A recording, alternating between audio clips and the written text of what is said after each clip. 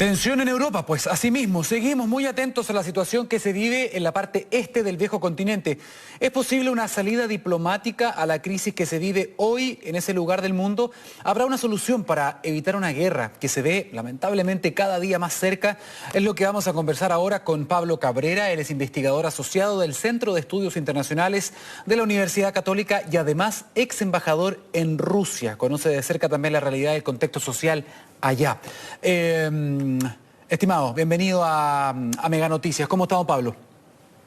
¿Cómo está, Daniel? Buenos días, gusto saludarlo. Buenos días, lo veo muy serio, tan serio como están hoy día los principales voceros, ¿no? Tanto presidentes, el Papa, toda la gente que está relacionada con este conflicto. La verdad es que muchos han dicho la guerra está ahí, estamos a punto, falta solamente una chispa, pero parece que esa chispa ya se prendió.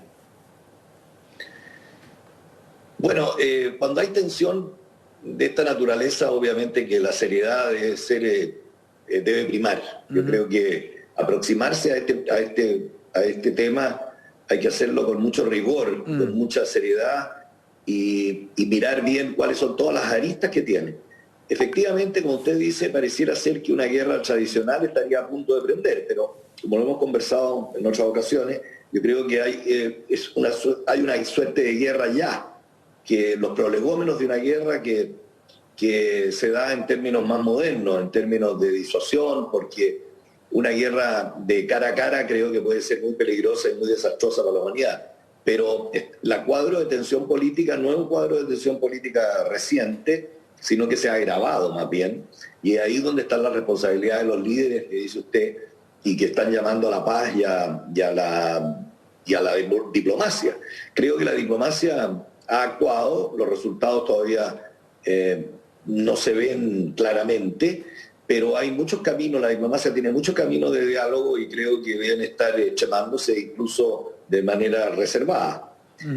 Hay un pánico general en alguna parte de Ucrania, ha llamado al estado de excepción, hay movilización de personas, lo que encuentro muy dramático. Hay un llamado de Naciones Unidas y de la Alta Comisionada de los Derechos Humanos por los riesgos que todo esto implica de una violación masiva a los derechos humanos.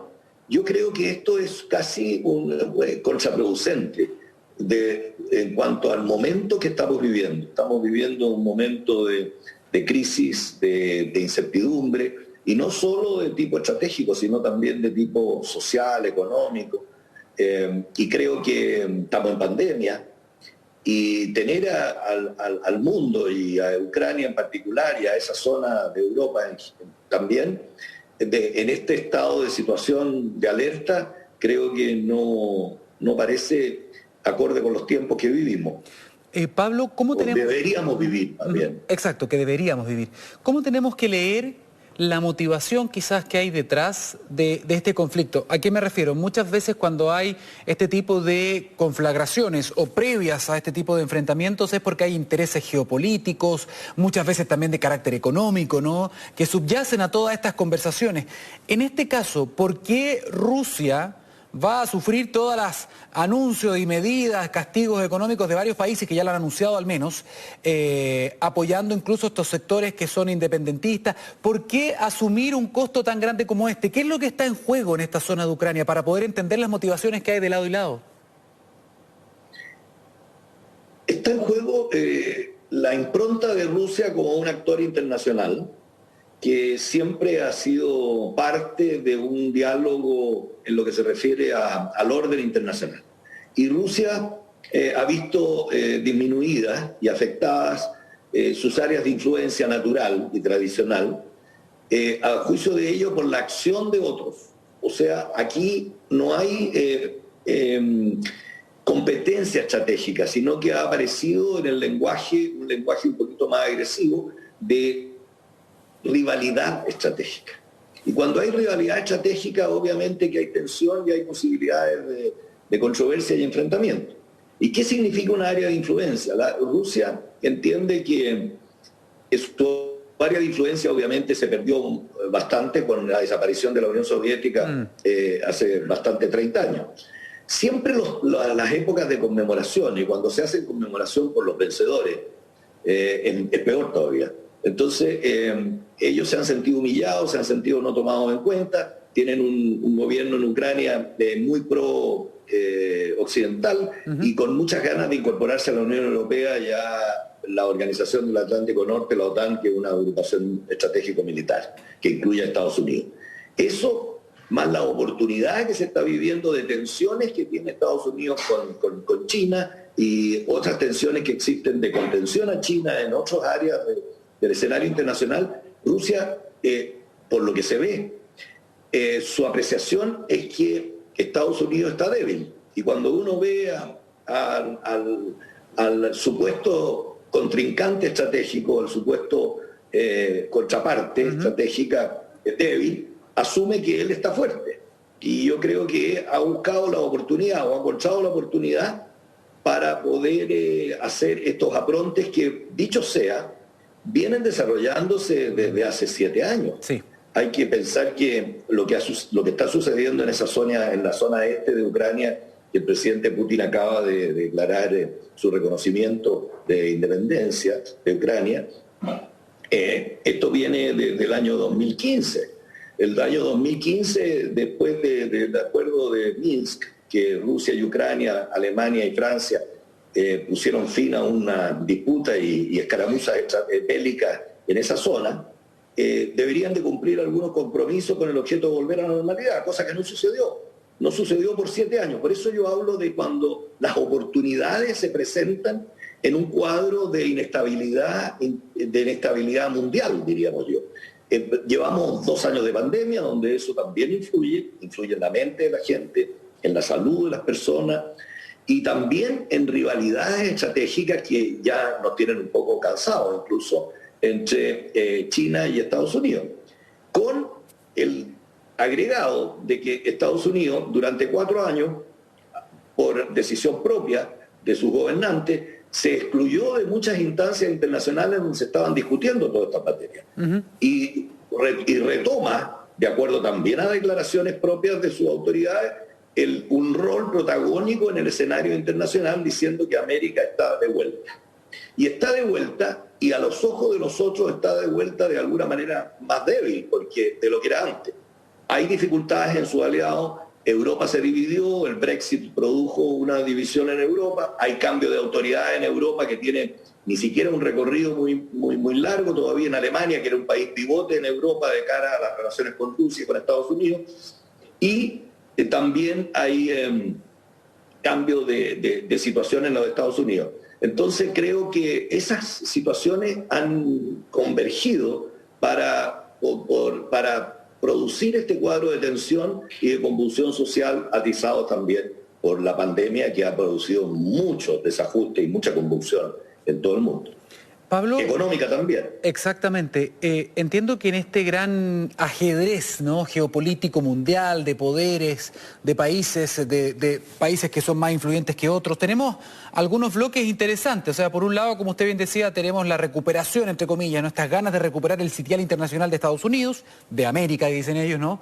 Tenemos el bloque europeo, que en general también está muy vigilante y ha condenado muchas veces los movimientos que ha hecho Rusia. Pero por otra parte tenemos un gigante euroasiático como es Rusia, y también tenemos a China, que sería un bloque también, ¿no? Pero China, ¿cuál es el rol que puede jugar? Porque ellos también son influyentes, también son una de las potencias más importantes del momento, y entiendo que han tenido algunas declaraciones delicadas, en términos que como por un momento, como dicen en buen chileno, se presta ropa a lo que está haciendo Rusia, pero después se muestran más cautos. ¿Qué está haciendo China? ¿Cuál es el rol que puede jugar China en esta coyuntura? Bueno, efectivamente, como usted dice, China, si bien es cierto, muestra cautela y muestra a través de sus declaraciones y de su simbología, muestra lo que ellos muestran tradicionalmente, que es la coexistencia pacífica, el respeto al derecho internacional y el llamado al diálogo. Pero obviamente que hay que tomar en cuenta en todo este tablero, como dice usted, que puede ser un tablero de ajedrez, de acuerdo desde el punto de vista occidental, como un tablero chino desde un punto de vista oriental, porque hay una diferencia ahí en cuanto a qué es lo que se gana en el ajedrez y qué es lo que gana en el tablero chino. Entonces, hay que rever que la República Popular China no tiene solucionados todos sus problemas de límite. Tiene el tema de Taiwán, tiene bastante tensión en Hong Kong, y tiene tensión en el otro lado, que es la frontera con Rusia, que es en el lado de Xinjiang, con el tema de los uigures, que está siendo sujeto a presión internacional y a demandas internacionales de respeto a los derechos humanos. O sea, tiene muchas vulnerabilidades en cuanto a su posicionamiento estratégico en el mundo, más allá de su poder económico que pueda mostrar y de su cooperación internacional, y de un país que busque la paz. Pero tiene vulnerabilidades. Rusia también. Y Estados Unidos también. Estados Unidos, con la vuelta a participar en este escenario internacional, ha mostrado efectivamente los conceptos básicos de lo que promueve Estados Unidos, están débiles. El concepto de la democracia, en el corazón de la democracia de Estados Unidos, hubo un atentado al Capitolio. Y hubo soporte a eso de parte de grupos importantes que sostenían al Partido Republicano, que era el partido del gobierno, del presidente en ese momento del gobierno. Incluso hubo peligros y dudas de que se podía traspasar el poder normalmente en Estados Unidos. Ese es, más allá de la simbología, es un quiebre tremendo al valor de la democracia y a la impronta de la democracia en el mundo como factor de promoción, ¿no? Por el otro lado, la situación económica no es de las mejores.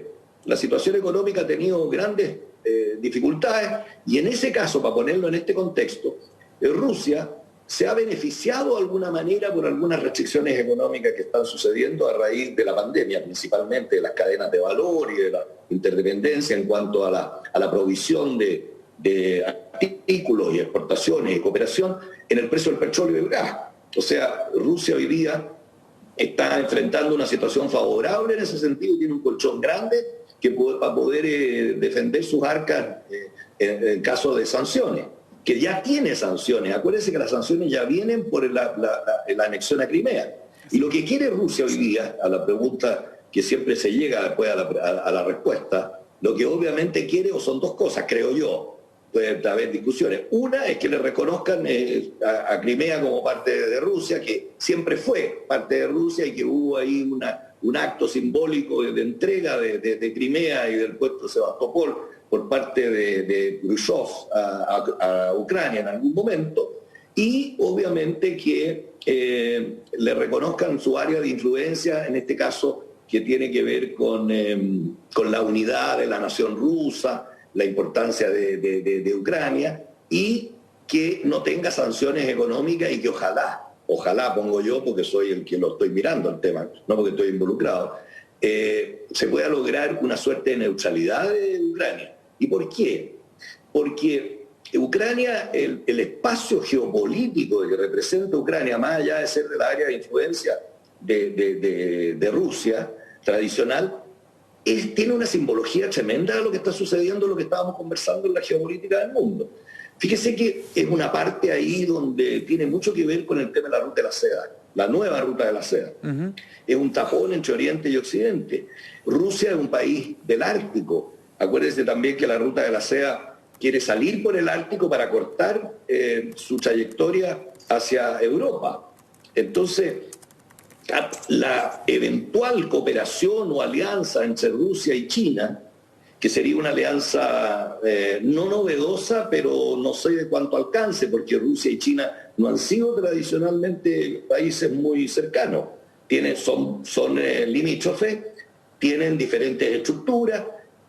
Rusia también se considera una civilización, no se considera ni un país oriental ni un país occidental. China es una civilización. Han tenido guerras que han estado involucrados, sea directamente o indirectamente, en lo que fue la invasión, por ejemplo, de Japón a China. Fue muy apoyado por el imperio ruso. Entonces, creo que históricamente aquí hay elementos a considerar también de parte de China, de Rusia y de Estados Unidos, y de Europa, por supuesto. Entonces, creo que volver al preguerra fría, en una versión 2.0, 3.0, lo que sea, a mí me parece un despropósito, porque la globalización obviamente no es que haya terminado con la historia, como dijo alguno, que el fin de la historia, sí, anunciaron con la caída del muro de Berlín. La historia ha vuelto, y ha vuelto con fuerza. Estamos haciendo historia. pero estamos haciendo historia en beneficio del desarrollo de la humanidad, en beneficio de salvar el planeta, de muchas presiones que tiene de cambio climático y otras, de tener una economía sana, de que la gente no tenga que emigrar para buscar mejores horizontes. O sea, todo el discurso internacional pareciera ser que está aglutinado en estas escaramuzas bélicas entre Rusia y Ucrania, más bien entre los grandes poderes. Exacto. Vamos a ver, la pregunta es, ¿vamos a seguir dominados por una potencia en el mundo? ¿Estados Unidos va a tener lo suficiente poder para ser unipolar en un mundo que ya es nostalgia ser unipolar? ¿Pero es bipolar o es multipolar? ¿Y a dónde está el famoso, y que nosotros comulgamos con él, y yo también, por cierto, del multilateralismo? Yo creo que el multilateralismo hoy día está muy desdibujado, sí, porque los mismos organismos internacionales no sé en cuánto están interviniendo en esta situación de Ucrania y Rusia. Porque fíjese usted la composición del Consejo de Seguridad de Naciones Unidas, fíjese que hay declaraciones del secretario general de Naciones Unidas que no han tenido mucho impacto. El presidente actual del Consejo de Seguridad es la Federación de Rusia. Ahí hay otra oportunidad por la cual está usando toda esta, puede estar protagonizando esta situación, sí, en beneficio de sus intereses nacionales. O sea, hay muchos elementos, Daniel, que a su pregunta y a su intervención, la respuesta es que nos hace pensar a todos, a los auditores, a los oyentes, a los televidentes y a nosotros, los que tenemos formación diplomática, de cuán importante es hoy día buscar consenso, buscar diálogo, y que la diplomacia, que tanto reclamamos que tiene la palabra, puede actuar, pero puede actuar con eficacia. Oye, impresionante cómo el fin de la historia de Fukuyama ha sido refutado tantas veces esa tesis, ¿eh? En general, cada vez que uno conversa estos temas queda un poquito atrás. En el fondo fue una mirada, pero que tuvo fecha de vencimiento, claramente. Pero claro, lo que pasa es que los ganadores creyeron que era el fin de la historia y siguieron amparados en la derrota del capitalismo al comunismo, pero los perdedores siguieron trabajando también. Exactamente, y comienzan de nuevo los ciclos, ¿no? Pero en ese sentido, Pablo, tú hablabas de la diplomacia, y me gustaría mucho entender si es que desde el punto de vista diplomático tiene algún efecto, algún impacto estas declaraciones de condena. Porque una cosa son las condenas y las medidas económicas directas, como por ejemplo las que ha anunciado hace muy poco Australia, también Japón, ¿no? Están anunciando algunas medidas, ¿no?, económicas en contra de Rusia. Pero las otras declaraciones simplemente de condena de países, hace muy poco el presidente Lacalle en Uruguay hizo también una condena, ¿no?, a lo que está pasando, a Rusia básicamente. Tenemos a Nicolás Maduro, ¿no?, de una dictadura que apoya básicamente también lo que está haciendo Rusia. ¿Eso de alguna manera va configurando algo? ¿Tiene algún tipo de efecto? ¿Mella en algo estos procesos? Es muy buena la reflexión en lo que a América Latina se refiere. Yo creo que esas dos declaraciones, tanto la del presidente de Uruguay como la del presidente de Venezuela, demuestran verdaderamente cuán importante es que nosotros busquemos un camino común, sea de condena, sea de posicionamiento frente a porque estamos afectados por esto. Y vamos a estar afectados política, geopolítica y económicamente, porque hoy día no son compartimentos estancos unos con otros. Nosotros, los chilenos, por ejemplo, hablar de nosotros somos un país latinoamericano, esencialmente latinoamericano, pero tenemos una costa pacífica que nos da una proyección estratégica importante que la hemos utilizado y la reiteramos cada vez que nos hacemos un posicionamiento estratégico. Y en el Pacífico, Rusia es un país del Pacífico, China es un país del Pacífico y Estados Unidos es un país del Pacífico. O sea, nosotros estamos involucrados en el sistema de la cuenca del Pacífico, en esto que está sucediendo con los tres países. Todo APEC. O digo con los tres por el hecho de la pregunta suya, del involucramiento eventual de China o la participación, sea de cualquier manera, de China en esto, en la reflexión por lo menos. Entonces nosotros creo que América Latina vamos a ser afectados por cierta situación de crisis desde un punto de vista económico y de sanciones se agrava y se permanece un poquito más tiempo, largo en el tiempo, vamos a ser afectados, obviamente nosotros, sea por la cadena de valor, sea por de exportaciones, sea por la energía, los precios de la energía, la inflación. O sea, se nos van a aumentar los problemas que tenemos. Y en algún momento vamos a tener que tomar posición también desde un punto de vista político, más allá de una declaración de intenciones o de crítica. ¿Chile debería tomar una posición? Somos parte. Yo creo que deberíamos empezar por tener una posición común los latinoamericanos. Fíjese que si usted mira Centroamérica, la otra vez, hace poquito tiempo atrás, a raíz de este conflicto ruso-ucraniano, algunas personas señalaron desde Rusia que si Estados Unidos estaba acercando a Ucrania, estaba ayudando a Ucrania, no sería, ¿cómo lo recibiría si Rusia ayudara a países de Centroamérica o a Venezuela o a México, o instalara misiles o etcétera? Y alguien contestó, esto es una bravuconada. Puede ser una bravuconada porque no salieron de las oficinas del Ministerio de Relaciones Exteriores de Rusia, pero de gente proxy, de gente que está pensando en esto. Hoy día en Centroamérica tenemos un cambio de situación con respecto a China, por ejemplo. Nicaragua acaba de romper hace poquito relaciones con Taiwán y está en una discusión con ellos por la propiedad de algunos edificios y de algunos establecimientos que habían ahí de Taiwán. Hay una crisis ahí, hay un reclamo. China tiene interés de participar en la creación de un puerto importante en Nicaragua. Ustedes lo saben, eso lo oyen. Hay una manera de un cambio de reformulación de áreas de influencia y de participación de áreas de influencia, que podría no ser tan evidente hoy día, pero podría traer consecuencias también. Entonces, una posición unida de América Latina creo que es necesaria. Acaba de estar el presidente de Brasil en Rusia. Dice que no fue a hablar sobre Ucrania y Rusia, pero obviamente que fue a ponerse en el escenario. El presidente de Argentina acaba de hacer un viaje a Rusia y a China. Ha dicho que no tiene nada que opinar sobre el tema de Ucrania. Pero ahí, incluso en Argentina, hay una población ucraniana importante, hay iglesias ucranianas incluso, hay migraciones importantes.